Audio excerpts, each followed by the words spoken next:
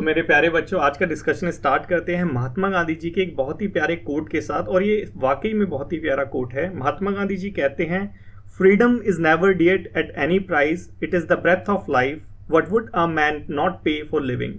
तो यहाँ पे महात्मा गांधी जी ने जो फ्रीडम है, जो आज़ादी है, उसको रिलेट करा है किससे? हमारी लाइफ से।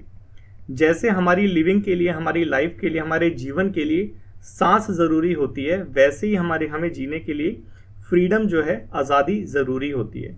चाहे इस आज़ादी की कितनी भी कीमत हो, हम चुकाने के लिए तैयार होते हैं। और शायद यही रीज़न है कि आप हिस्ट्री में जब देखेंगे तो आप पाएंगे कि वहाँ पे जो हमारे नौजवान थे, जैसे शहीद भगत सिंह हो गए, चंद्रशेखर आज़ाद जी हो गए, तो इन्होंने हंसते हंसते अपने देश की आज़ादी के लिए अपनी जान को न्यौछावर कर दिया, क्योंकि आज़ादी की कीमत अमूल्य है। और यही जो महात्मा गांधी जी है, इस मैसेज को कन्वे करना चाहते हैं।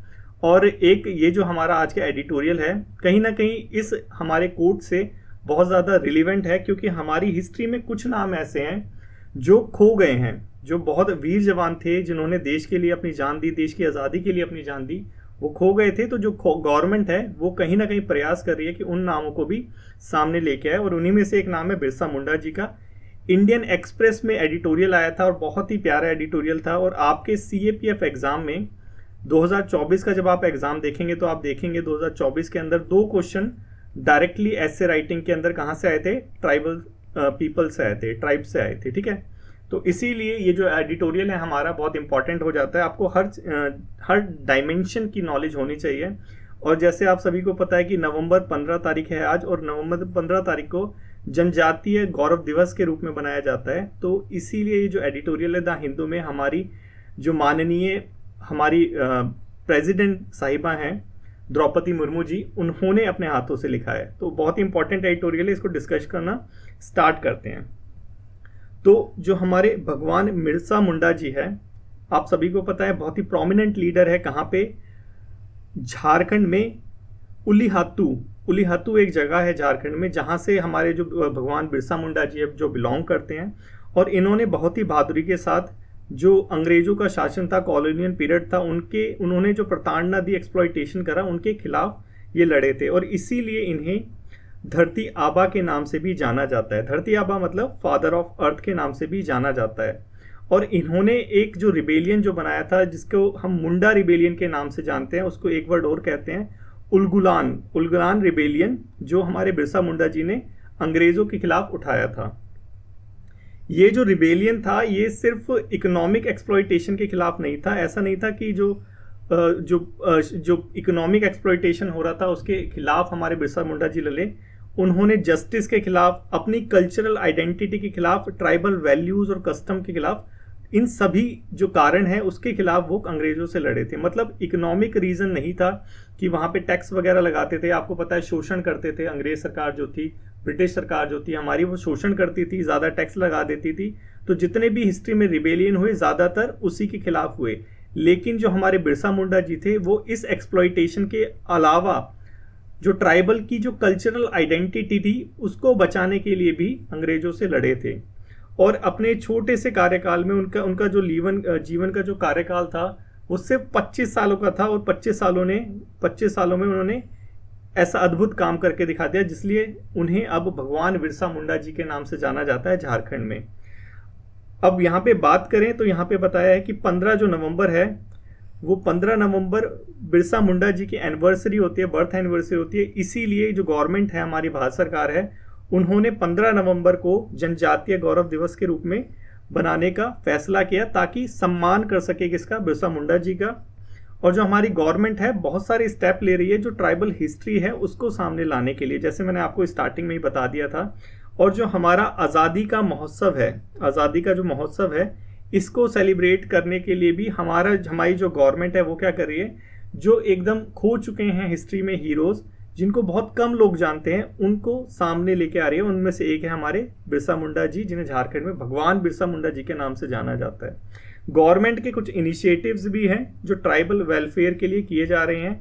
जैसे यहाँ पे देखा जाए तो यहाँ पे धरती आबा जनजातीय ग्राम उत्कर्ष अभियान, जो ये ट्राइबल की इनिशिएटिव है, इसके अंदर बेसिकली जो ट्राइबल पीपल के जो गांव हैं, जो ट्राइबल विलेजेस हैं, यहाँ पे 63,000 विलेजेस में सोशल इंफ्रास्ट्रक्चर को डेवलप किया जाएगा। सोशल इंफ्रास्ट्रक्चर जैसे यहाँ पे स्कूल डेवलप किए जाएंगे, रोड्स डेवलप किए जाएंगे, पानी पीने के लिए पानी के नल लगवाए जाएंगे। तो ये सारे जो सोशल इंफ्रास्ट्रक्चर हैं ये इस स्कीम के अंदर धरती आबा जनजातीय ग्राम उत्कर्ष अभियान के अंदर किए जाएंगे। इसके अलावा एक स्कीम और है, प्रधानमंत्री जनजातीय आदिवासी न्याय महाअभियान।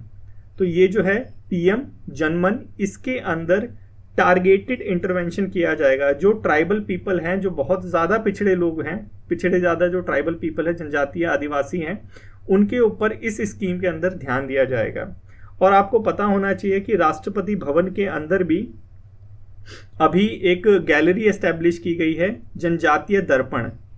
तो ये कहीं ना कहीं जो हमारे ट्राइबल पीपल है उनकी जो खोई हुई वैल्यू है उसको लोगों के सामने लाने का गवर्नमेंट हमारी प्रयास कर रही है। और हमारी प्रेसिडेंट जो द्रौपदी मुर्मू जी हैं वो अभी जो 75 हमारे पीवीटीजी ट्राइब हैं, जो बहुत ज़्यादा पिछड़ी जनजातियाँ होती हैं उन्हें पीवीटीजी कहते हैं।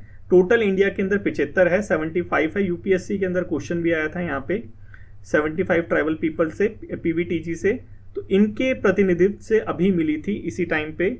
ये भी हमारी द्रौपदी मुर्मू जी ने अपने एडिटोरियल में शेयर किया है। तो यहाँ पे बताया है कि हमें जो हमारे आदिवासी लोग हैं, जनजातीय लोग हैं, इनसे सीख लेने की ज़रूरत है। अगर आप देखें तो क्या सीख लेने की ज़रूरत है? देखो अभी ज़माना किस चीज़ का है? अभी ज़माना है सस्टेनेबल डेवलपमेंट का। हमें पता है एसडीजी गोल भी है हमारे। तो हमारे सस्टेनेबल डेवलपमेंट में हमारे ट्राइबल पीपल से ज़्यादा कौन हेल्प कर सकता है? अगर इनका जीवन का रहन सहन देखिए तो ये एनवायरनमेंट फ्रेंडली होता है। तो यही यहाँ पे बताया है कि हमें इनसे सीखने की ज़रूरत है कि नेचर के साथ हार्मोनी में कैसे रहें, क्योंकि एक एग्जाम्पल है, एक एपिटोम है इस चीज़ का, सस्टेनेबल डेवलपमेंट का और कलेक्टिव वेलफेयर का। तो यही सारी चीज़ें यहाँ पे शेयर की गई हैं कि जो भगवान बिरसा मुंडा है वो कहीं ना कहीं एनवायरमेंटल कंजर्वेशन इसकी तरफ जोर देते थे। सिंप्लिसिटी, डिग्निटी और जस्टिस, ये सब वैल्यूज़ थी जो उनके जीवन में काम करती थी। तो यहाँ पे बताया कि यही जो है वैल्यूज़ हमारे सस्टेनेबल फ्यूचर को बनाने में मदद करेगी। तो आई होप आपको जो है ट्राइबल पीपल का कितनी इम्पोर्टेंस है हमारी आज की लाइफ में ये समझ आया होगा। एसडीजी हो गया, आपको सभी को पता है COP 20 अपनी 26 हो रही है अजरबैजान के बाकू शहर में। तो आपको सभी को पता है कि ये जो कॉप है कहीं ना कहीं ये किसकी तरफ इशारा करती है? क्लाइमेट चेंज की तरफ। तो इससे निपटने के लिए जो ट्राइबल पीपल हैं कहीं ना कहीं हमें एक आदर्श जीवन की तरफ मतलब वो करते हैं, संकेत देते हैं कि हमें एक सस्टेनेबल लाइफ जीनी चाहिए। और हमारे मोदी जी भी इस चीज़ को बोलते हैं। लाइफ उन्होंने भी एक कॉन्सेप्ट दिया था, lifestyle according to the environment, ऐसे करके। तो कहीं ना कहीं ये सारी चीज़ उसकी तरफ इशारा करती है और आज के लाइफ में ये इसका रिलेवेंट बहुत ज़्यादा है। तो आपके लिए 2 प्रैक्टिस क्वेश्चन है और आपको पता होना चाहिए कि ये जो दोनों प्रैक्टिस क्वेश्चन है ये दोनों ही 2024 के अंदर आए थे। आज बहुत लेट हो गई क्योंकि बहुत ज़्यादा वर्कलोड था।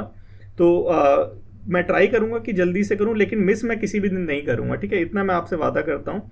तो आप इन दोनों क्वेश्चंस को थोड़ा अटेम्प्ट करने की कोशिश करना, ठीक है? तो जो बच्चे हमारे ऐसे क्वेश्चंस देख के डर जाते हैं ऐसे राइटिंग के अंदर, तो मैं उनसे बोलूँगा कि अगर आप बेसिक सिलेबस को, जो हमारा बेसिक सिलेबस है उसको आप एक बार ख़त्म कर लेंगे तो आप इन क्वेश्चनों को मतलब टैकल करने के लिए बहुत ही सक्षम होंगे। कैसे कि अगर आपने मॉडर्न हिस्ट्री जो हमारी स्पेक्ट्रम होती है उसको पढ़ा होगा तो ये क्वेश्चन आपके लिए बहुत इजी क्वेश्चन होंगे, क्योंकि उसके अंदर क्लियरली डिटेल में दिया गया है कि ट्राइबल पीपल का क्या हमारा मतलब उनका जो कंट्रीब्यूशन था कॉलोनियल टाइम में, जो इस क्वेश्चन के अंदर आपको लिखना था। और बिरसा मुंडा जी का भी एग्जाम्पल यहाँ पे ले सकते हैं इस एडिटोरियल से। तो आपको सबसे पहले क्या करना है, बेसिक जो सिलेबस है वो खत्म करना है। और कई बच्चों को पता नहीं है कि भाई बेसिक सिलेबस कैसे खत्म करना है, कितने टाइम में क्या चीज़ करना है, क्या गाइडेंस होनी चाहिए, क्या नहीं होनी चाहिए। तो उन सभी को बता दूं कि हमारी एक टेस्ट सीरीज है अभ्यास मंत्रा। मैं टेस्ट सीरीज का प्रमोशन नहीं कर रहा हूँ यहाँ पे, मैं बता रहा हूँ आपको कि अभ्यास मंत्रा के अंदर मैंने टोटल 4 दिन लगा के इसका शेड्यूल डिज़ाइन करा था कि कैसे आज से लेके 17 तारीख को ये स्टार्ट हो जाएगी। 16 तारीख जो है लास्ट डे है एनरोलमेंट का, 17 से हमारी टेस्ट सीरीज स्टार्ट है। तो 17 से लेके एग्ज़ाम के दिन तक, 17 से लेके एग्ज़ाम के दिन तक बिल्कुल प्रैक्टिकली इसका जो शेड्यूल है ये डिज़ाइन किया गया है। आप चाहो तो आप इस शेड्यूल को अपने प्रिपरेशन के अंदर अडॉप्ट कर सकते हो, बहुत ही बेनिफिट देगा आपको। हर एक चीज़ यहाँ पे कवर हो जाएगी। अगर आपको नहीं पता कि कैसे इसको डाउनलोड करना है तो मैं आपको एक बार बता देता हूँ। ये देखो, आपको क्या करना है कि thelearners.co.in है, उसकी वेबसाइट पे जाना है। ठीक है। जैसे ही आप thelearners.co की वेबसाइट पे जाओगे, यहाँ पे जाना है CAPF में, ठीक है। CAPF के कॉलम में गए, यहाँ पे पेड कोर्स है, नहीं बाय करना कोई प्रॉब्लम नहीं है। देखो ये है डाउनलोड प्रोस्पेक्टस, ये डाउनलोड प्रोस्पेक्टस कर लेना। देखो यहाँ पे सब चीज़ दी गई है कि एक वीक के अंदर आपका कितना टारगेट होना चाहिए। आपने अगर एक वीक के टारगेट को कंप्लीट कर लिया तो आपका जो सिलेबस है पूरे एग्जाम से लेके आज के दिन से लेके एग्जाम तक लेकर आपका 3 बार जो है पूरा सिलेबस खत्म हो जाएगा। तो बहुत ही ये है प्रैक्टिकल ये शेड्यूल है, आप इसको चाहो तो अडॉप्ट कर लो, बहुत ही आपके लिए बेनिफिट रहेगा। और एक चीज़ हो रहा है, एस्से राइटिंग और कंटेंट के अंदर जिसको प्रॉब्लम होती है तो इसके अंदर यहाँ पे फ्री में अवेलेबल है आर्ग्यूमेंट राइटिंग और एस्से राइटिंग। देखो आर्ग्यूमेंट राइटिंग में जाओगे तो यहाँ पे जो हमारे इंपॉर्टेंट टॉपिक्स हैं जो न्यूज़पेपर के अंदर है, ठीक है, चर्चित है न्यूज़पेपर के अंदर, वो सारे टॉपिक यहाँ पे दे रखे हैं। किसी पे भी क्लिक करो, लेट से आपको ये जैसे हो गया लेटरल एंट्री के ऊपर हो गया, ये हो गया प्राइवेसी वर्सेस सिक्योरिटी में वन नेशन के ऊपर हो गया, डेथ पेनल्टी के ऊपर हो गया। लेट से आपने डेथ पेनल्टी आपको नहीं पता, आप यहाँ पे गए, आपने देखा डेथ पेनल्टी, और यहाँ पे पूरा इसके अगेंस्ट में क्या लिखना है, इसके फेवर में क्या लिखना है, सारे जो पॉइंट्स है वो यहाँ पे दे रखे हैं। तो आप इसके अकॉर्डिंग अपनी जो प्रिपरेशन है वो मोल्ड कर सकते हैं, ढाल सकते हैं। तो यही है। इसके बाद हम स्टार्ट करते हैं अपना नेक्स्ट आर्टिकल। हमारा नेक्स्ट आर्टिकल है बॉयकॉटिंग क्रिकेट। ये भी आर्ग्यूमेंट राइटिंग से है, आज के न्यूज़पेपर में आया था। तो आपको पता होना चाहिए कि बेसिकली जो न्यूज़पेपर में होता है, इसको चलो मैं एक बार वीडियो बनाऊंगा इसकी, आपको दिखाता हूँ कि जो प्रीवियस ईयर के जो आर्ग्यूमेंट्स आ रखे थे वो न्यूज़पेपर के अंदर आर्टिकल आए थे, न्यूज़पेपर में आर्टिकल आए थे, तो उसी से वो वहाँ पे आपसे आर्ग्यूमेंट पूछ लिए। आपसे मिस हो गया होगा इसलिए आपकी आर्ग्यूमेंट राइटिंग अच्छी नहीं होगी, लेकिन मैं मिस नहीं करता बिल्कुल भी। देखो यहाँ पे न्यूज़पेपर के अंदर आ रखा था क्रिकेट से रिलेटेड आर्ग्यूमेंट एक प्रॉपर, ठीक है। तो यहाँ पे बेसिकली ये अभी आपको पता है कि पाकिस्तान के अंदर ICC चैंपियनशिप होने वाली है। तो यहाँ पे ये आर्ग्यूमेंट है कि भाई इंडिया को यहाँ पे पार्टिसिपेट करना चाहिए या नहीं करना चाहिए। तो इसके आर्ग्यूमेंट के फेवर और अगेंस्ट में आपको लिखना है। तो यहाँ पे आपको कुछ पॉइंट दे रखे हैं, हम डिस्कस कर लेते हैं। देखो अगर हमें फेवर में लिखना है कि जाना चाहिए, फेवर में लिखना है कि भाई बॉयकॉट करना चाहिए, कि हमें क्रिकेट को बॉयकॉट करना चाहिए जो पाकिस्तान में हो रहा है, उसके फेवर में लिखना है। तो सबसे पहले तो हम सिक्योरिटी कंसर्न का बताएंगे कि भाई हमारे इंडियन क्रिकेटर्स की सिक्योरिटी का सवाल है, इसलिए हमें पाकिस्तान में जो ICC हो रहा है वहाँ पे नहीं जाना चाहिए। इसके आपको सपोर्ट में ये ज़रूर लिखना है कि भाई 2009 के अंदर वहाँ पे श्रीलंकन टीम के ऊपर टेररिस्ट अटैक भी हुआ था। तो जब एक टीम के ऊपर टेररिस्ट अटैक हो सकता है तो दूसरी टीम हमारी जो इंडिया है वो तो वैसे ही वहाँ पे दुश्मन समझा जाता है, तो इसके ऊपर भी अटैक हो सकता है। तो ये पॉइंट आप देख सकते हैं, ठीक है। दूसरा पॉइंट है जियोपॉलिटिकल टेंशन के ऊपर। तो यहाँ पे आप दे सकते हैं कि भाई इंडिया का जो रिलेशन है पाकिस्तान के साथ वो अच्छा नहीं है। क्यों? हमारे पॉलिटिकल और टेरिटोरियल डिस्ट्रीब्यूट भी हैं, कि जैसे LOC line of actual control, आपको पता है POK, ये सारे हमारे टेरिटोरियल डिस्प्यूट हैं किसके साथ? पाकिस्तान के साथ। तो यहाँ पे अगर हम मैच को अलाउ कर देते हैं तो इंडिया की जो पोजीशन है हमारी, कि हमारा जो POK हमारा है, ठीक है, LOC जो एक प्रॉपर होनी चाहिए, लाइन होनी चाहिए, जो क्रॉस बॉर्डर जो टेररिज्म होता है, ये जो हमारा स्टैंड है कहीं ना कहीं ये डाइल्यूट हो जाएगा, ठीक है। एक ये पॉइंट आप फेवर में लिख सकते हैं कि हमें बॉयकॉट क्यों करना चाहिए। उसके बाद हमें अपने प्लेयर्स को प्रोटेक्ट करना चाहिए। क्यों? देखो इंडिया और पाकिस्तान का जब भी मैच होता है तो जो हमारे प्लेयर्स हैं, जो हमारे जितने भी हमारे प्लेयर्स हैं, उनकी जो वैल्यू है, उनकी जो लाइफ है, उनकी जो प्रॉपर्टी है, उनकी जो पर्सनल जो उनकी प्राइवेसी है, वो कहीं ना कहीं स्टेक पे आ जाती है। अगर आपने चक दे इंडिया देखी होगी तो आपको पता होगा कि शाहरुख खान के साथ कैसा बिहेव हुआ था। तो वो जो है वो रियल स्टोरी है, मतलब ऐसा काइंड रियल में होता है, ठीक है। तो यहाँ पे हमारे जो क्रिकेटर्स हैं, अगर लेट से अगर वो हार जाते हैं तो उनका जो पूरा वो जो लाइफ है वो कहीं ना कहीं स्पॉइल हो जाएगी, यहाँ पे ऐसा बताया गया है। नेक्स्ट बताया है यहाँ पे क्या, कि हमारे हिस्टोरिकल कन्फ्लिक्ट हैं, जैसे क्रॉस बॉर्डर टेररिज्म, ये सारी चीज़ मैंने आपको बताई थी। तो इंडियन सिटीजन जो है कहीं ना कहीं जो एंगेजमेंट है पाकिस्तान के साथ, ये काउंटर प्रोडक्टिव हो सकती है, ये ऑफेंसिव वे में हमारे इंडियन सिटीजन इसको ले सकते हैं कि भाई एक तरफ जो है इंडिया जो है पाकिस्तान के साथ ट्रेड नहीं करती और दूसरी तरफ ये मैच खेल रही है, तो हमारे जो सेंटिमेंट्स हैं, जो पब्लिक सेंटिमेंट्स है, कहीं ना कहीं इनको हर्ट हो सकता है। तो इसलिए हमें बॉयकॉट करना चाहिए, ठीक है। नेक्स्ट यहाँ पे बताया गया है कि एक सजेशन बताया गया बेसिकली कि अल्टरनेटिव मोड लेना चाहिए, कि भाई पाकिस्तान में ना करके कहीं और करके न्यूट्रल वेन्यू पे हमें करना चाहिए पाकिस्तान के अलावा, ठीक है। अब इसके अगेंस्ट में लिखना है कि भाई इंडिया को पार्टिसिपेट करना चाहिए। तो क्यों करना चाहिए?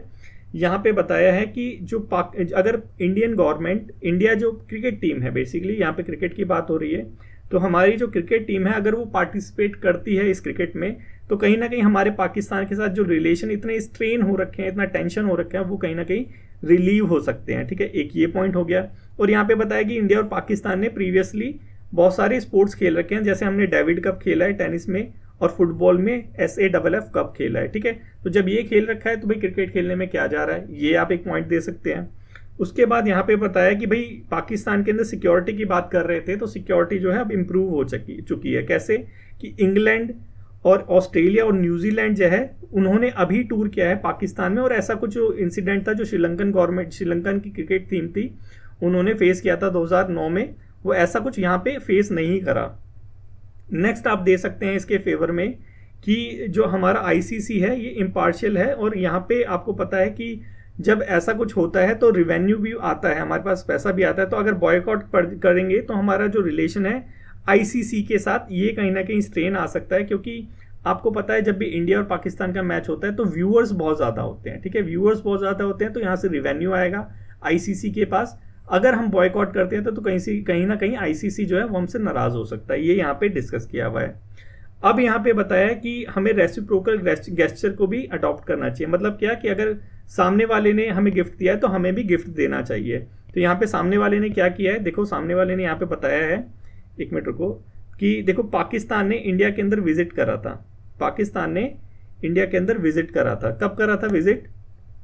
2023 के वर्ल्ड कप में। ठीक है, जब पाकिस्तान कर सकता है तो इंडिया को भी यहाँ पे जो है गेस्चर दिखाना चाहिए, रेसिप्रोसिटी दिखानी चाहिए, ये यहाँ पे डिस्कस किया गया है। नेक्स्ट यहाँ पे बताया है कि हमें क्या करना चाहिए, गुडविल प्रमोट करनी चाहिए। ठीक है, ये चीज़ प्लेयर्स प्रेफरेंसेस एंड कॉमरेडियनशिप। देखो जो प्लेयर्स होते हैं वो इंडियन पाकिस्तान वगैरह कुछ खेल ऐसा समझते नहीं है, वो प्लेयर्स के बीच में जो हारमोनी होती है बहुत ही अच्छे रिलेशंस होते हैं। ठीक है, तो ये कहीं ना कहीं गुडविल को प्रमोट करता है, और ये जो हमारे रिलेशन जो टाई हो रखी है हमारी पाकिस्तान के साथ, स्ट्रेन हो रखी है रिलेशन, ये कहीं ना कहीं वहाँ पे रिलैक्स करने में मदद करेगा जो हमारे प्लेयर्स के रिलेशन है प्लेयर्स के साथ। ठीक है, तो ये सारी चीज़ें इस आर्ग्यूमेंट राइटिंग में डिस्कस की गई है।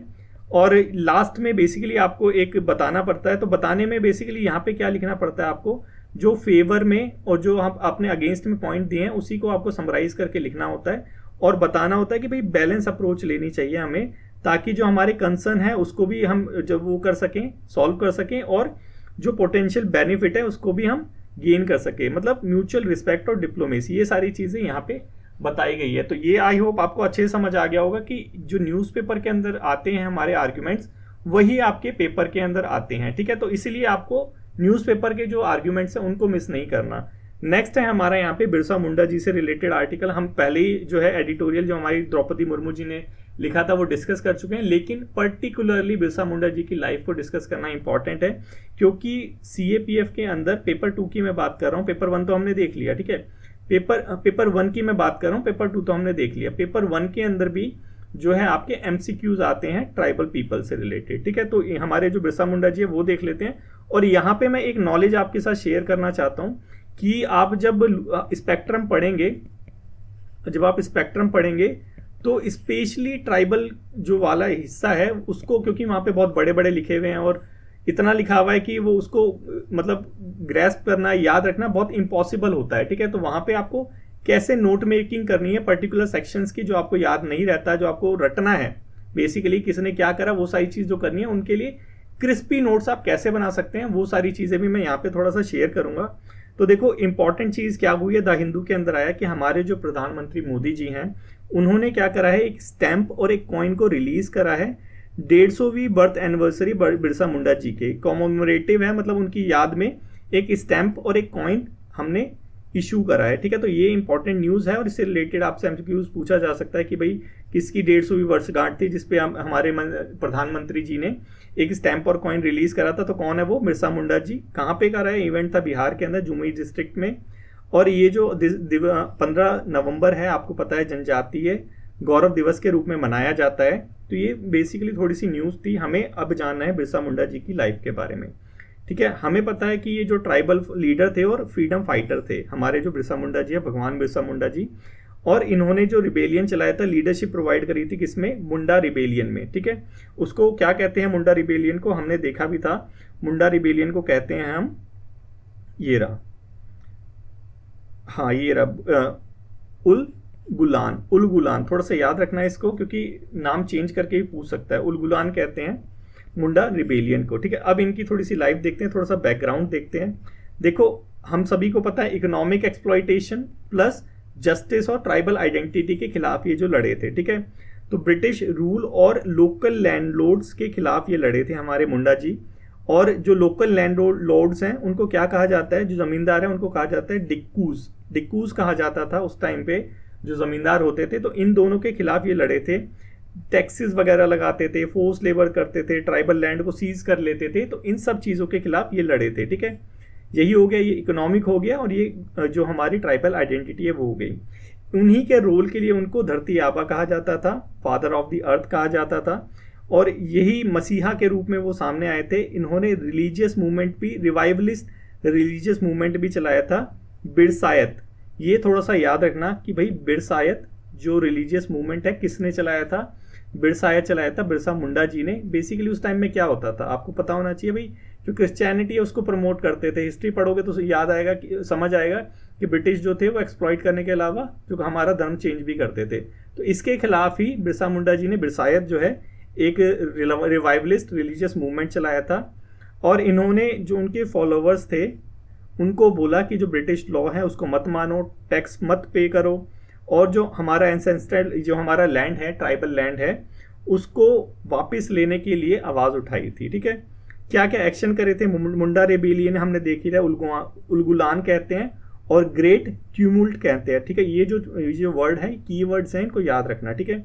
उलगुलान और ग्रेट ट्यूमुल्ट, जिसे किसे कहते हैं, ये मुंडा रिबेलियन को कहते हैं। क्योंकि मुंडा आएगा तो आप वैसे ही टिक कर दोगे बिरसा मुंडा है, लेकिन अगर ग्रेट ट्यूमुल्ट आ गया तो आप सोचोगे कि ये क्या चीज़ है, तो ये भी मुंडा रिबेलियन चीज़ है, ठीक है।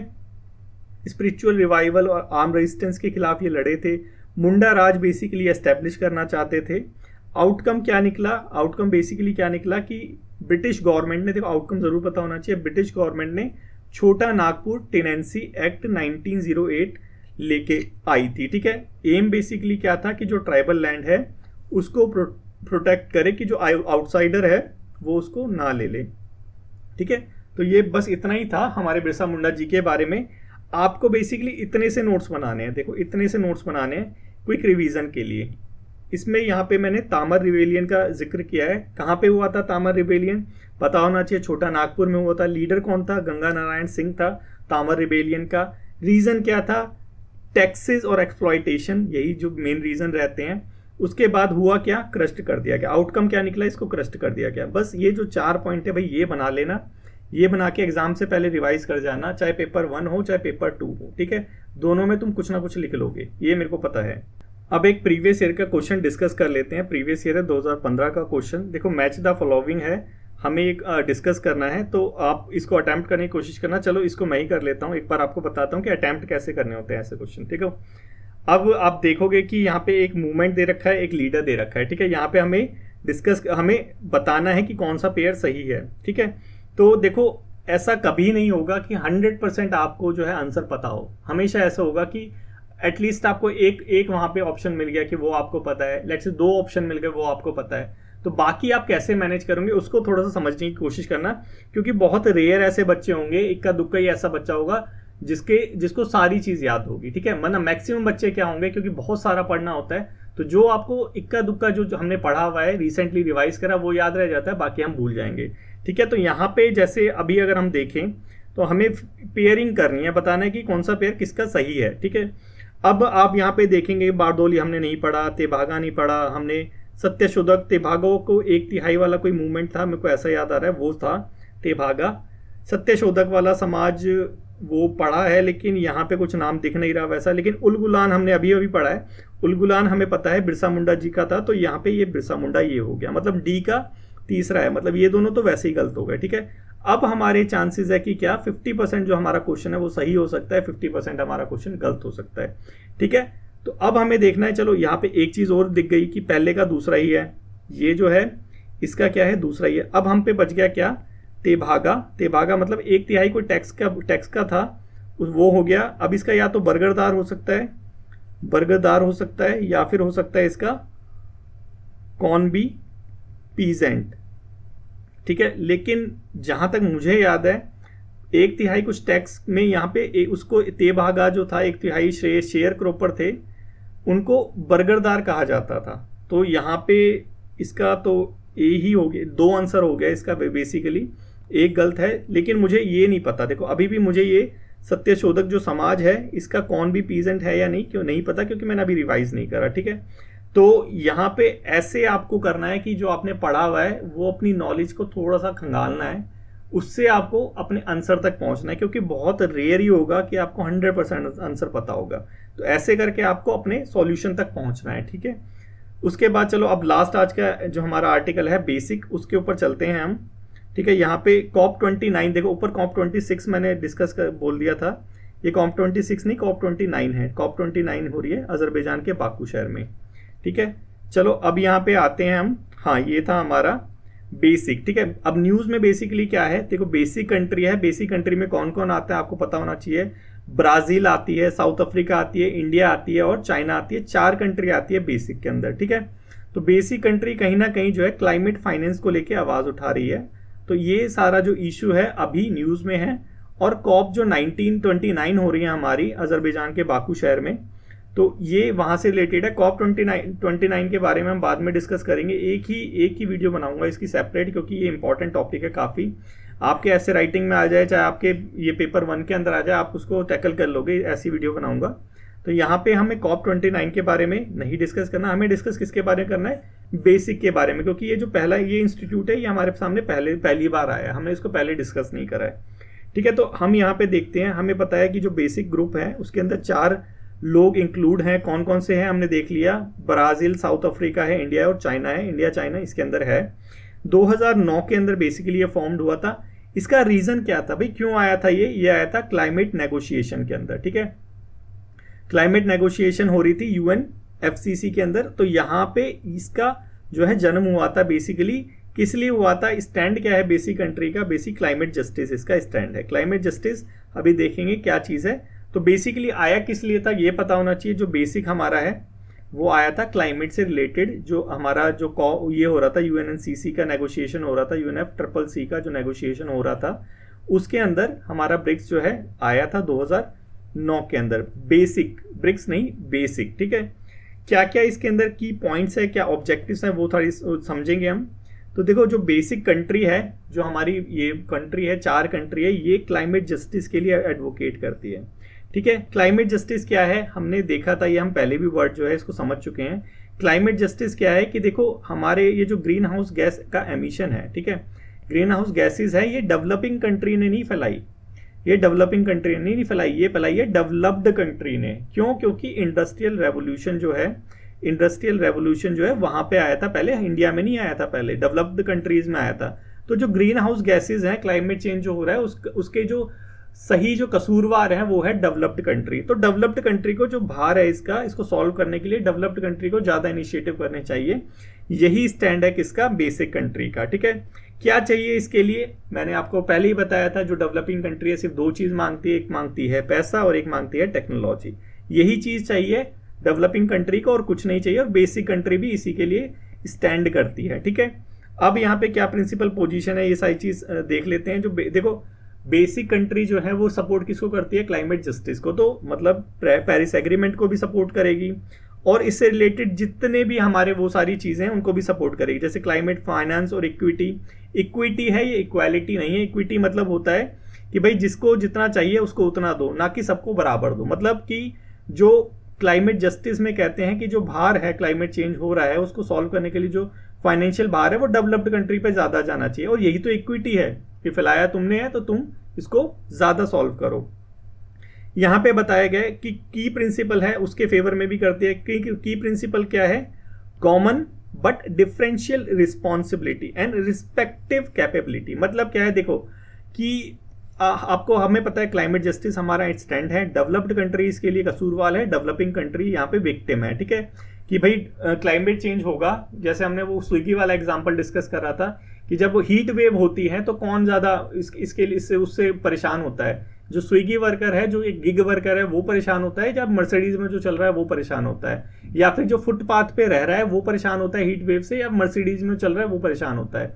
फुटपाथ वाला परेशान होता है। अभी दिल्ली के अंदर पॉल्यूशन हो रहा है तो सबसे ज़्यादा इफेक्ट किसी को कर रहा है, इफेक्ट कर रहा है वो गरीब लोगों को, जो फुटपाथ पे रह रहे हैं उन लोगों को इफेक्ट कर रहा है हेल्थ वाइज भी, ठीक है। लेकिन अब देखें तो वो जो पॉल्यूशन है वो फैलाया किसने है? देखो, पॉल्यूशन फैलाया है रिच लोगों ने, ठीक है, लेकिन इसके विक्टिम कौन है? पुअर लोग। वैसे ही जो हमारा क्लाइमेट चेंज हो रहा है वो हो रहा है रिच कंट्रीज की वजह से, डेवलप्ड कंट्रीज की वजह से, क्योंकि वहां पे इंडस्ट्रियल रेवोल्यूशन पहले आया था, ग्रीन हाउस गैस वहां से हुई थी ज्यादा।